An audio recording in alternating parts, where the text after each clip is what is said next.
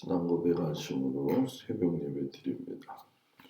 전능하사 천지를 만드신 하나님 아버지를 내가 믿사오며 그 외아들 우리 주 예수 그리스도를 믿사오니 이는 성령으로 잉태하사 동정녀 마리아에게 나시고 본디오 빌라도에게 고난을 받으사 십자가에 못 박혀 죽으시고 장사한 지 사흘 만에 죽은 자 가운데서 다시 살아나시며 하늘에 오르사 전능하신 하나님 우편에 앉아 계시다가 저리로서 산 자와 죽은 자를 심판하러 오시리라. 성령을 믿사오며 거룩한 공예와 성도가 서로 교통하는 것과 죄를 사하여 주시는 것과 몸이 다히 사는 것과 영원히 사는 것을 믿사옵나이다. 아멘. 450장 찬양합니다.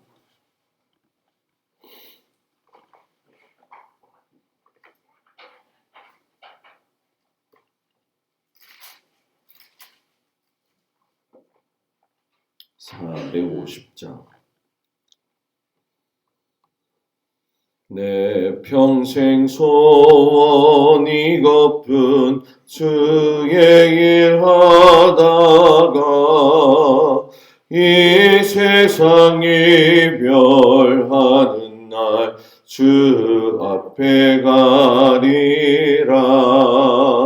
꿈같이 헛된 세상 일 취할 것 무엇냐. 예수고함만 하여도 헛된 것뿐일세. 불같은 시험만이나 겁내지 맙시다. 구주의 권능 크시니 이기고 남겠네. 근보다 귀한 믿음은 참법에 되도다. 이 진리 믿는 사람들 다 복을 받겠네. 살같이 빠른 광음을 주 위에 아끼세. 온 몸과 마음을 바치고 힘써서 일하세. 아멘.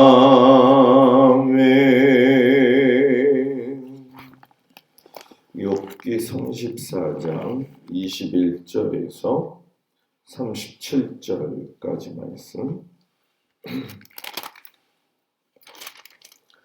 욥기 34장 21절에서 37절까지 말씀을 교독합니다.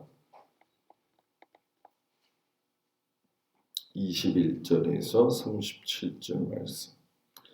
그는 사람의 길을 주목하시며 사람의 모든 걸음을 감찰하시나니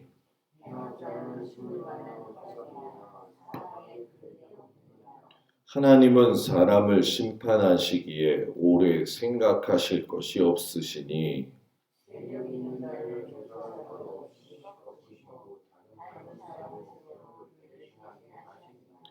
그러므로 그는 그들의 행위를 아시고 그들을 밤 사이에 뒤집어 엎어 흩으시는도다.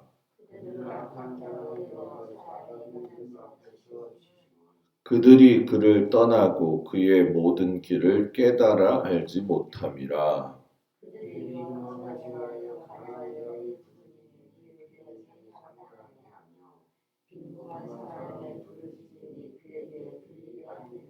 주께서 침묵하신다고 누가 그를 정죄하며 그가 얼굴을 가리신다면 누가 그를 배울 수 있으랴.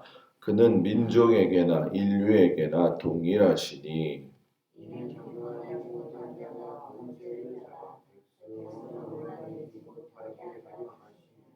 그대가 하나님께 아뢰기를 내가 죄를 지었사오니 다시는 범죄하지 아니하겠나이다.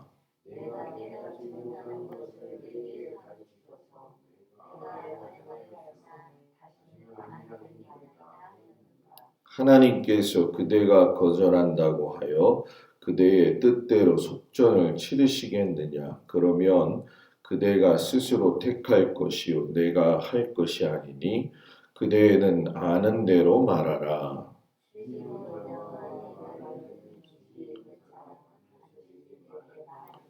욥이 무식하게 말하니 그의 말이 지혜롭지 못하도다 하리라.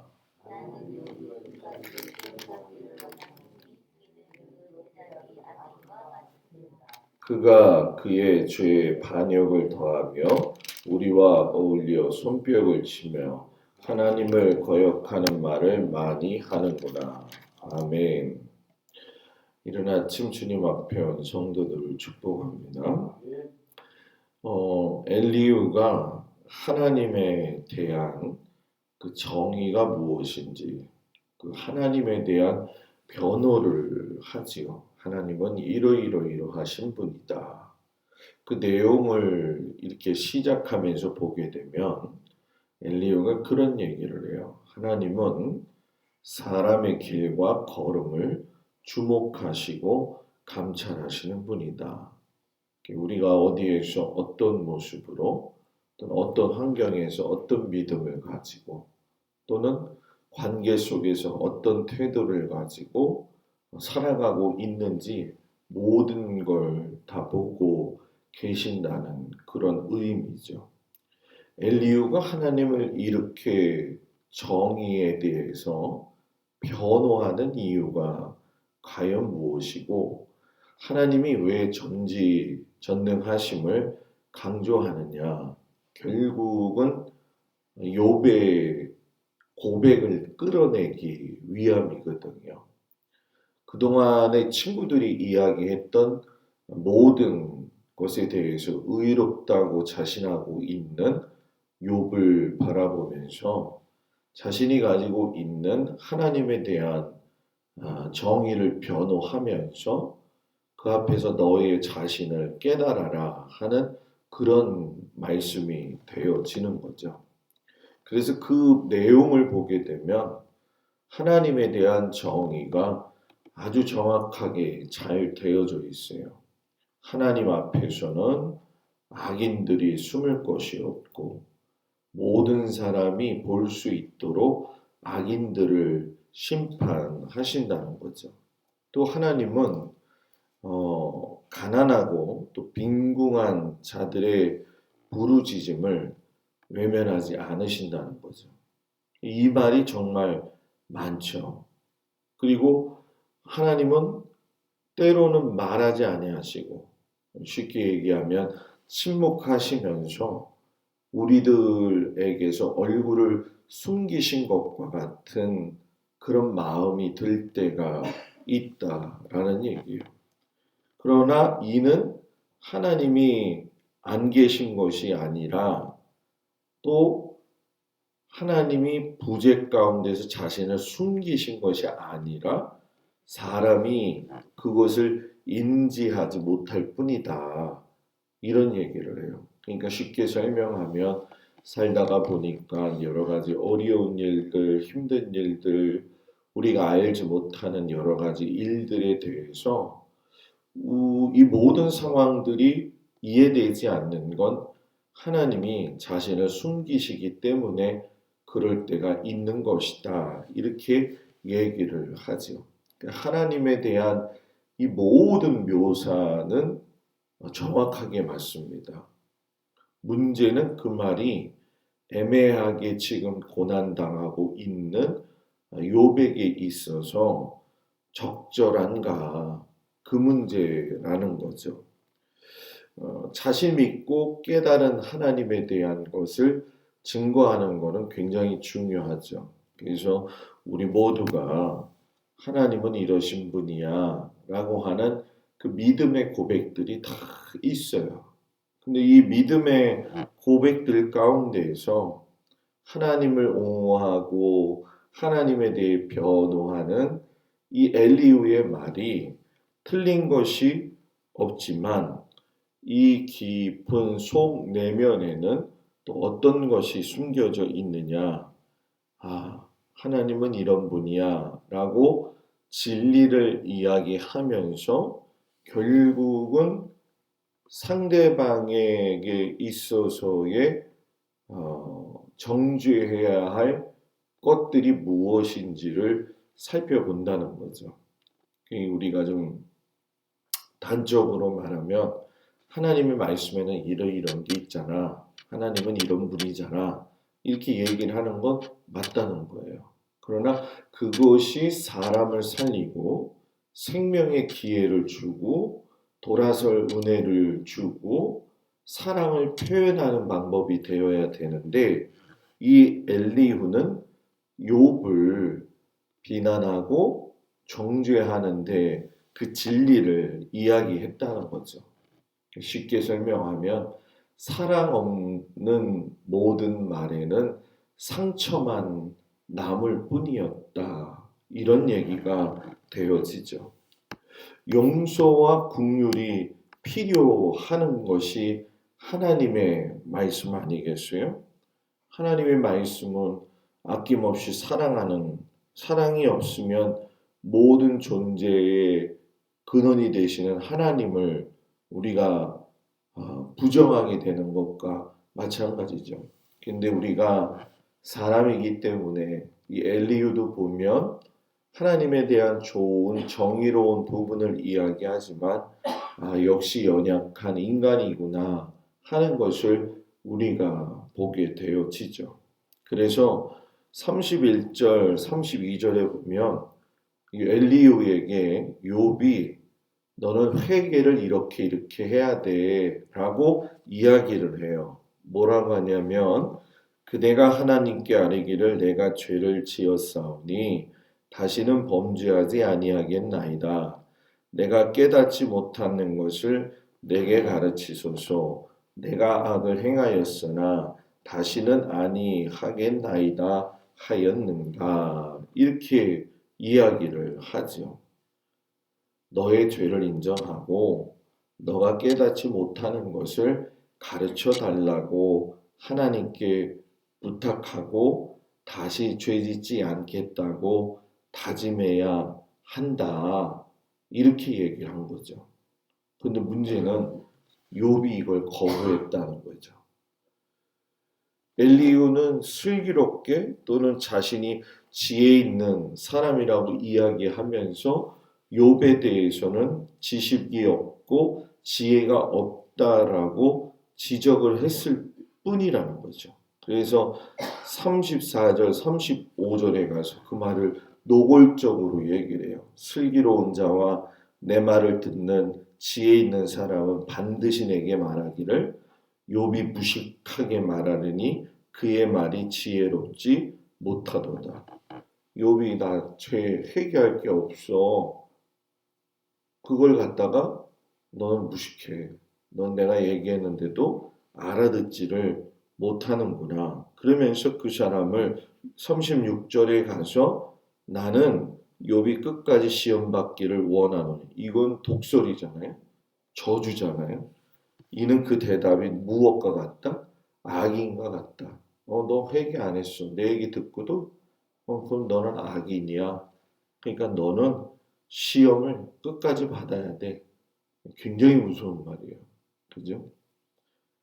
누가 하나님인지 모를 정도로 엘리후가 세게 얘기하는 것을 우리가 보게 되어지죠. 그러나 하나님은 욥기 1장 8절에서도 분명히 말씀하셨지만 욥이 의롭다, 의로운 자다 이렇게 인정을 하셨잖아요. 그러니까 엘리후는 그 속사정이나 천상의 일을 또 알지 못하는 것이거든요. 그러니까 지금 엘리후는 욥이 이런 삶을 살게 되었다는 것 하나를 잣대로 삼아 가지고선 욥을 평가하는 것이고 부적절하게 결론에 도달하게 됐다는 거죠. 한 사람이 인생을 살다가 어떤 어려움에 직면하게 되어졌을 적에 그것이 우리가 알 수 있는 일반적인 저 사람이 뭔 죄를 졌기 때문에 저러는 거야. 이 결과는 함부로 이야기해서는 뭐예요? 안 된다라는 거죠. 왜? 천상예수의 하나님의 방법은 또 달랐기 때문에. 욥은 이것을 우리에게 욥기는 정확하게 보여주는 거죠. 그래서 욥의 친구들을 보면 그들이 말하고 있는 단어 자체도 중요하지만 그들의 의도 또 그들의 신앙관이 얼마나 뭐라고 될까요? 정확하게 되어져 있는 것 같지만 왜곡되어져 있는 부분들이 너무 많다는 거죠. 근데 이게 욥기만의 이야기는 아니라는 거죠. 오늘날 한국 교회나 모든 교회에서의 성도들의 신앙적 사고 방식이 이런 경우가 많이 있다라는 거죠. 그래서 선은 이렇고 후는 이렇고 이런 차원이 아니라 하나님은 너를 사랑하시되 너가 이렇게 하시기를 원하시는구나 하면서 내 걸 주장하지 말고 하나님의 말씀을 통해서 그 사람의 생명을 구하는 것, 그것이 굉장히 중요하다라는 얘기죠. 그래서 오늘 이 말씀을 보면서 이해할 수 없고 아직 끝나지 않은 고통의 시간에도 모든 걸음을 낱낱이 바라보고 계시고 함께 하시면서 동행하시는 하나님을 통해서 힘을 얻고 하나님께 부르짖을 줄 알고 하나님을 찾을 수 있고 하나님 뜻 안에서 최선을 다하여서 믿음을 지키면서 갈 수 있는 우리 모두가 되어지기를 주의 이름으로 축복을 드립니다. 기도합니다. 엘리후가 하나님의 평가는 정확하게 하면서 하나님의 뜻이 어떤 의도인지를 잘 모르는 모습을 우리가 보게 됩니다. 사람이 살면 욥처럼 이해할 수 없고 끝날 것 같지 않은 고통의 시간이 있을 때에 사람은 모르나 하나님은 그 사람의 모든 발걸음을 낱낱이 알고 계심을 우리가 고백합니다. 몸과 마음을 낮춰 하나님께 부르짖는 저희들 되게 하시고 하나님의 뜻 안에 저희들이 온전히 내 삶을 내려놓고 하나님이 주시는 지혜를 가지고 사람들의 생명과 또 그 삶을 기쁨으로 이끌어가기에 용기로 이끌어가기에 부족함이 없도록 우리들의 삶을 붙드시고 인도하여 주옵소서. 오늘 하루의 삶도 주님 시작합니다. 주님 동행하시고 함께 하시며 하나님의 도우심 가운데 주의 사랑이 넘쳐는 귀한 한 해 하루가 되어질 수 있도록 허락하여 주시옵소서. 아버지 하나님께서 사랑하는 모든 성도들의 가정과 일터를 지키시고 선하신 아버지 하나님의 은혜와 능력 안에서 주님을 의지하고 나아가기에 부족함이 없는 귀한 믿음의 백성들 되어지는 귀한 하루가 되어지기를 예수님의 이름으로 축복하며 기도하옵나이다. 아멘. 하늘에 계신 우리 아버지여 이름이 거룩히 여김을 받으시오며 나라의 마옵시며 뜻이 하늘에서 이루어진 것 같이 땅에서도 이루어지이다. 오늘날 우리에게 일용할 양식을 주옵시고 우리가 우리에게 죄 지은 자를 사하여 준 것 같이 우리 죄를 사하여 주옵시고 우리를 시험에 들지 말게 하옵시며 다만 악에서 구하옵소서. 이 나라와 권세와 영광이 아버지께 영원히 있사옵나이다. 아멘.